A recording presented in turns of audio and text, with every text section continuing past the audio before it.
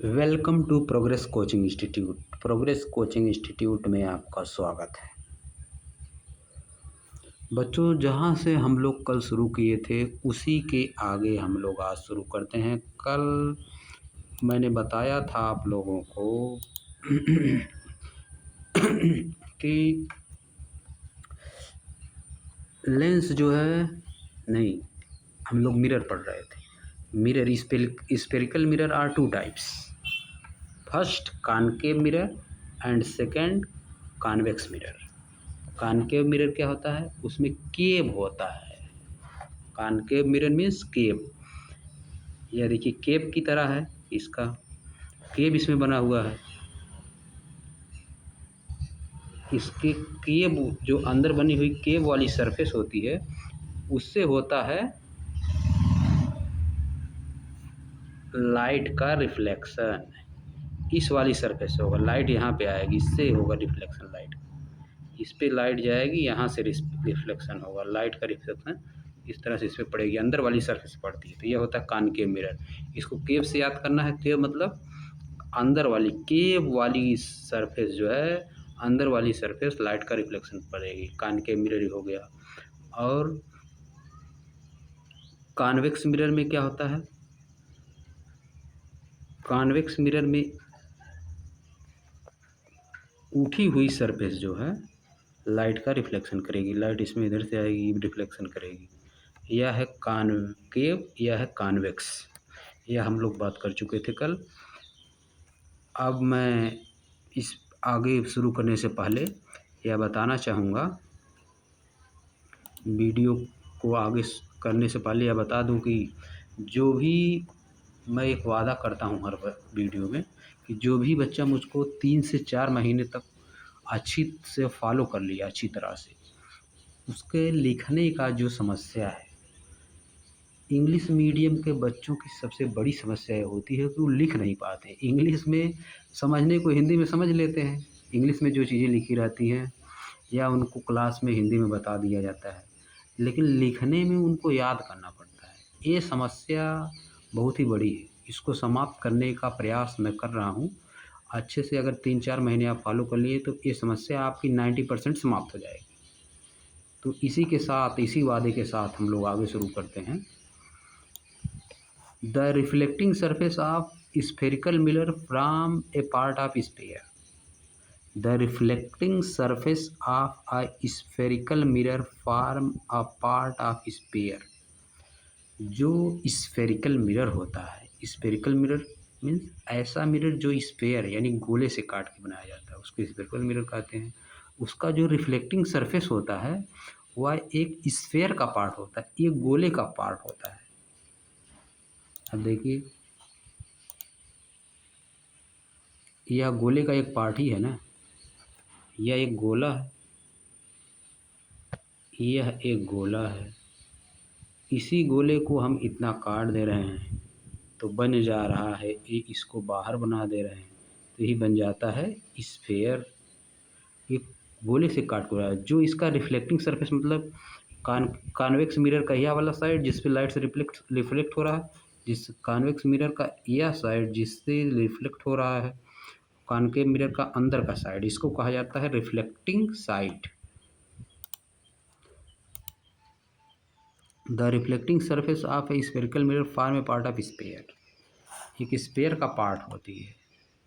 This sphere has a centre. इस sphere के पास एक सेंटर होता है। This point is called the centre of curvature of the spherical mirror. तो ये क्या कहना चाह रहा है यहाँ पे या देखिए, जिससे काट के बनाया जाता है, जैसे मान लीजिए यह हो गया स्फेयर, स्फेयर से काट कर यह जो इधर वाला पार्ट है, ये छोटा वाला जो पार्ट है, इसको हम मान ले रहे हैं स्फेयर। यह इस जो है स्फेयर से काट के बनाया जा रहा है। तो इस स्फेयर का जो सेंटर होगा, यह इसको कहा जाएगा सेंटर ऑफ कर्वेचर। इस स्फेयर का सेंटर ऑफ कर्वेचर कहा जाएगा। यह बोल रहा है the reflecting surface of spherical mirror form A part of sphere. यह स्फीयर एक स्फीयर के पार्ट से बना है। द स्फीयर है जो सेंटर, इस स्फीयर के पास जो सेंटर होता है, this point is called the centre of curvature of the spherical mirror. इसको स्फेरिकल, इस मिरर का centre of curvature. It is represented by the letter C. इसको लेटर सी से रिप्रेजेंट किया जाता है। इसको जो है यहाँ, इसको किस पॉइंट से रिप्रेजेंट किया जाता है? लेटर सी से रिप्रेजेंट किया जाता है।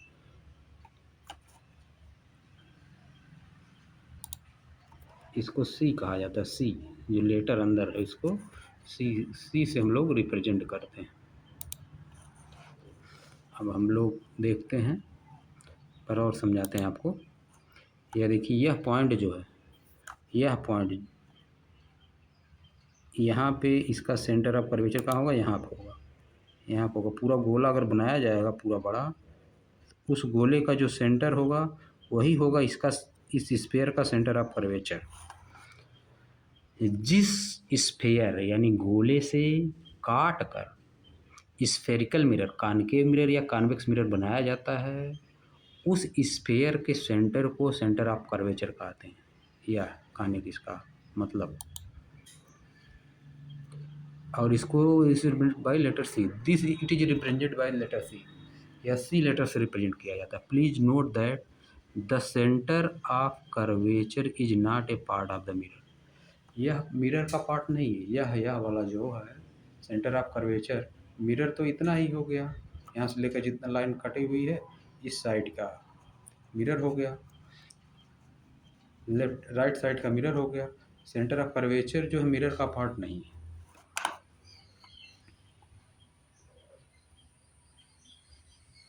Please note that the centre of curvature is not the part of the mirror. यह मिरर का पार्ट नहीं होता है। इट लाइज मतलब यह पड़ा रहता है, यह होता है। It lies the outside of the reflecting surface, या रिफ्लेक्टिंग सरफेस के आउटसाइड में होता है। द सेंटर आउटसाइड है रिफ्लेक्टिंग सरफेस के। The centre of curvature of A concave mirror lies in front of it. अगर कॉनकेव है तो सेंटर ऑफ कर्वेचर उसके सामने रहेगा। However it lies behind the mirror in case of convex mirror. अगर वह मिरर जो गोले से काट के बनाया गया वह कॉन्वेक्स है तो उसके बिहाइंड में रहेगा।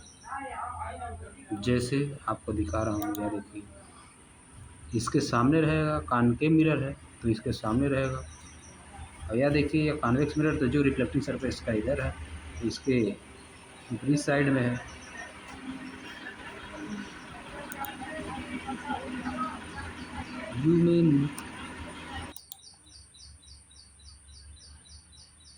You may note this in figure 9.2 A 9.2b। आप इन चीज़ों को फिगर 9.2a और 9.2b में भी देख सकते हैं। अब क्या है 9.2a और 9.2b? देखिए, या देखिए 9.2a फिगर ए है। 9.2a में सेंटर ऑफ कर्वेचर, देखिए इसका यहाँ सी से रिप्रेजेंट किया गया है यहाँ पे। और यह हो गया आपका कॉनकेव मिरर, इसके अंदर वाली सरफेस जो है लाइट को रिफ्लेक्ट कर रही है। यह हो गया कॉन्वेक्स, यह देखिए इसके बाहर वाली सतह लाइट को रिफ्लेक्ट कर रही है, उभरी हुई सतह। इसका सेंटर ऑफ कर्वेचर इधर हो गया। यह होता है सेंटर ऑफ कर्वेचर जिस गोले से काट के बनाया गया है। The spherical mirror is form from A sphere. The spherical mirror is formed from a sphere and the center of that sphere is known as the center of curvature। आप देखिए, आइए फिर आ जाइए अपने जगह पे जहाँ हम लोग पढ़ रहे थे।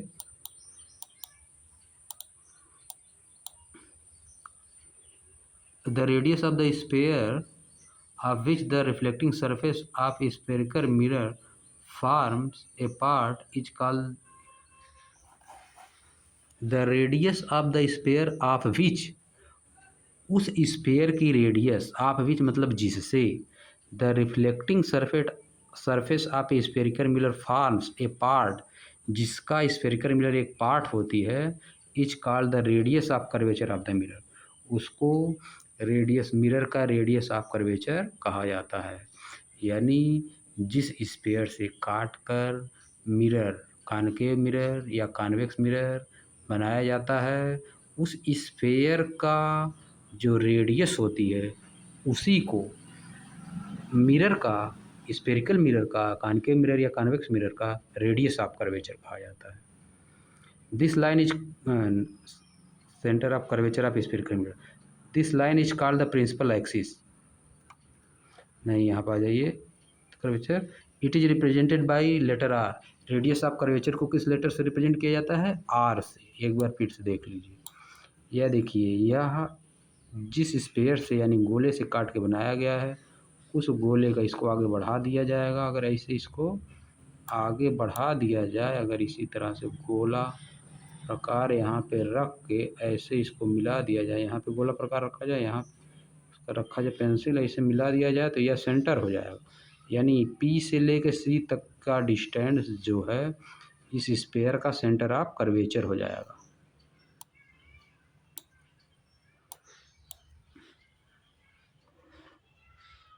Called the radius of curvature of the mirror हो जाएगा। वो सेंटर ऑफ कर्वेचर वह पॉइंट रहेगा और पी से, पोल से आर तक का डिस्टेंस रेडियस ऑफ कर्वेचर हो जाएगा। It is represent by letter U. May note that the distance P C is equal to the radius of curvature.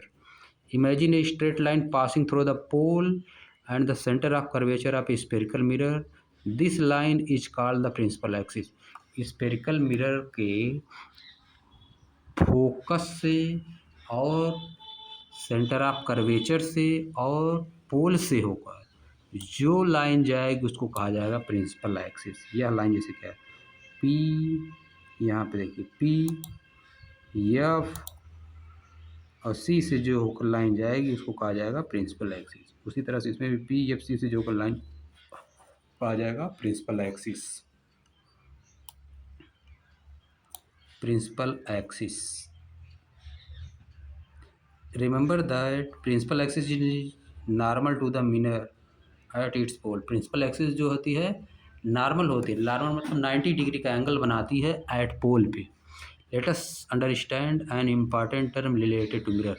आइए मिरर से संबंधित एक इम्पॉर्टेंट टर्म के बारे में डिस्कस करते हैं थ्रू एक्टिविटी। कॉशन, सावधान। Do not look at the sun directly. Do not look at the sun directly. रुक जाइए, पेंसिल ले लिया जाए, फिर इसके बाद कुछ किया जाएगा।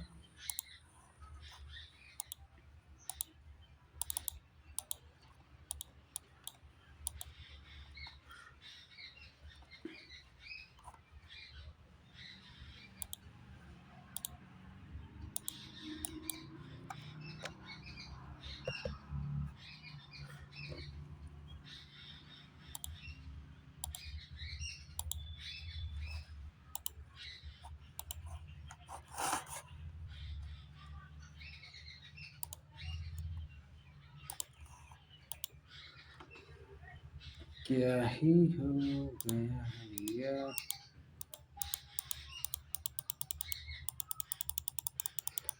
क्या ही हो गया है।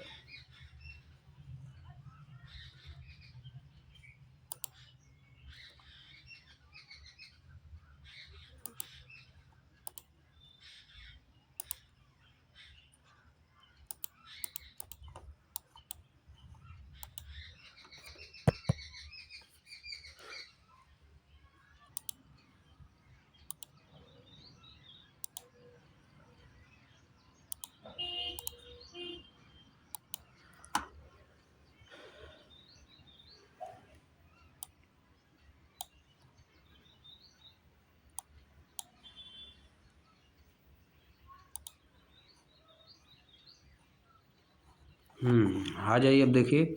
Do not look at the sun directly. सूर्य की तरफ सीधे मत देखिए।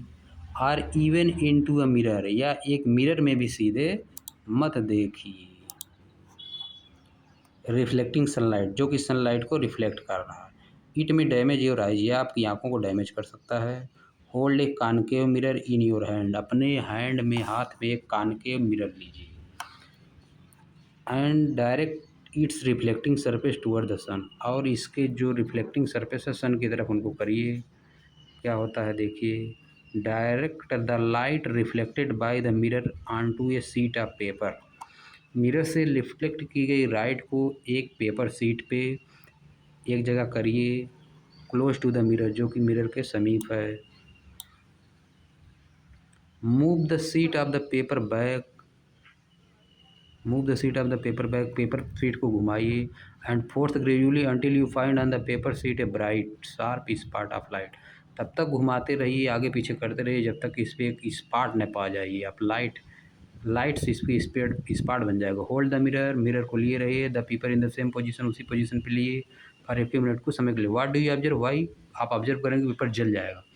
क्योंकि जब हम मिरर को लेंगे, यहाँ पे देखिए, जब कॉन्केव मिरर को लेंगे तो जो इतना दूर की रेज आ रही हैं सूर्य की, सब एक ही पोजीशन पे रिफ्लेक्ट हो जाएंगी।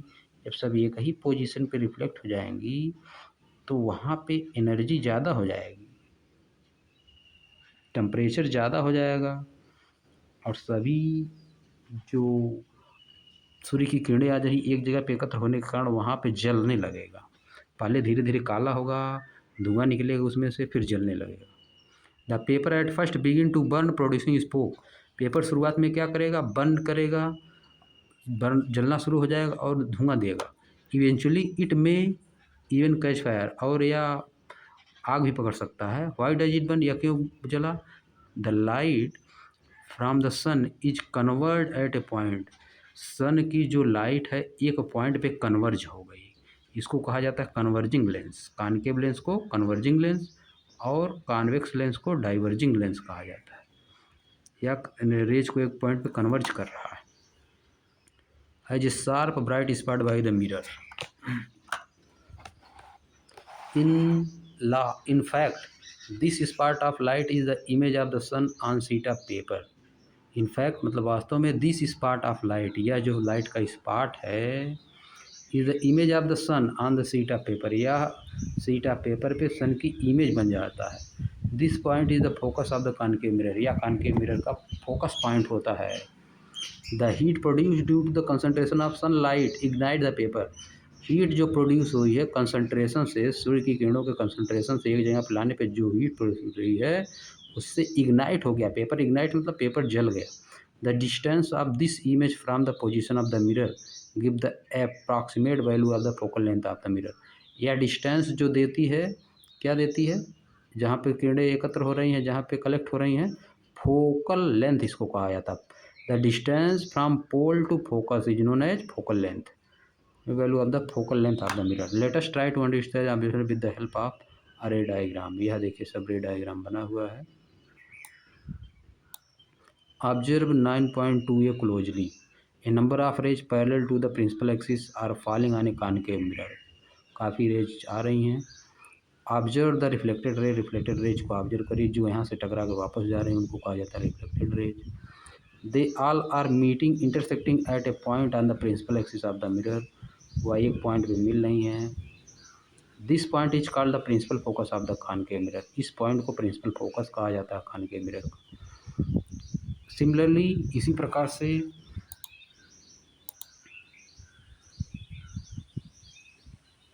यानी इसी प्रकार से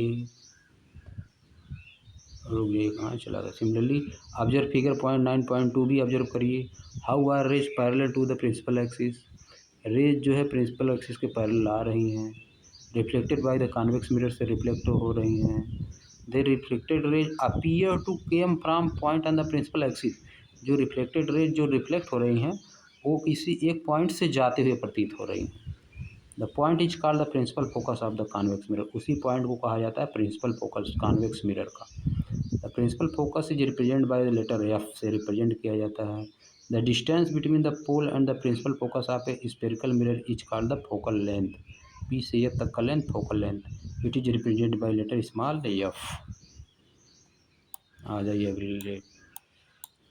the reflecting surface of spherical mirror is by and large spherical.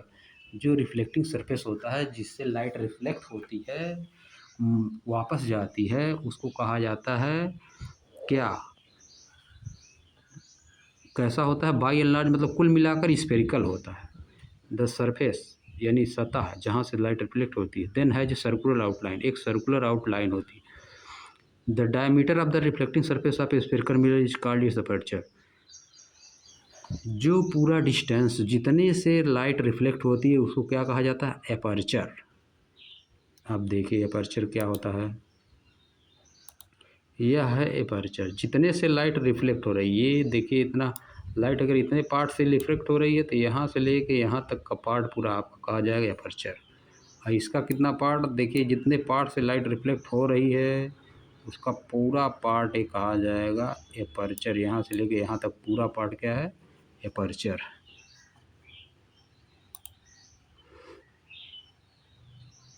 In figure 9.2 figure 9.2 in figure 9.2 distance M N represent the aperture. Distance जो है यमन क्या रिप्रेजेंट करती है, अपर्चर रिप्रेजेंट करती है। यमन इसमें यमन, यह देखिए अपर्चर इसको कहा जाता है।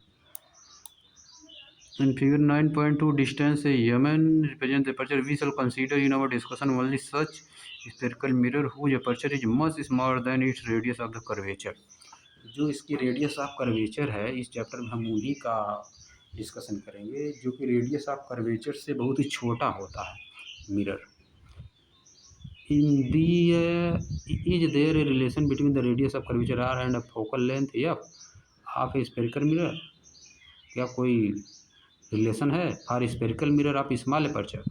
स्मॉल एपर्चर जिनका होता है उन स्फेरिकल मिरर के लिए द रेडियस ऑफ कर्वेचर जो होता है is found to equal to twice of the focal length, वह दुगना होता है, फोकल लेंथ का दुगना होता है। We put this as R equal to 2f, this implies that principal focus of a spherical mirror lies midway between the pole and centre of curvature. यानी focal length जो होता है वो centre of curvature और पोल के mid में होता है। यह देखिए पोल सेंटर ऑफ कर्वेचर के मिड में फोकस होता है, यानी यह वाली दूरी, यह वाली पी से एफ तक की दूरी, एफ से सी तक की दूरी इक्वल होती है। वही चीज़ इसमें भी पी से एफ तक की दूरी, सी से एफ तक की दूरी फिक्स होती है। यानी कॉनकेव मिरर का प्रिंसिपल फोकस इस साइड होता है और कॉन्वेक्स मिरर का प्रिंसिपल फोकस इस साइड होता है।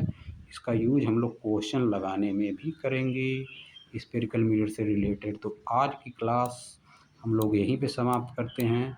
आप लोग इसको पढ़िएगा, फिर दोबारा कल शुरू होगा image formation by spherical mirror. यहाँ से बहुत ही इम्पॉर्टेंट चीज़ ये होगी जो कि एग्ज़ाम में हूबहू पूछी जाती है, तो यहाँ से आप लोग गैप मत करिएगा, यहाँ पे आप लोग अच्छे से पढ़िएगा, हूबहू एग्ज़ाम में आता, बहुत ही इम्पॉर्टेंट चीज़ है। यहाँ से पूरा इसी का यूज करके पूरा आपके लेसन में प्रयोग किया जाएगा मिरर में।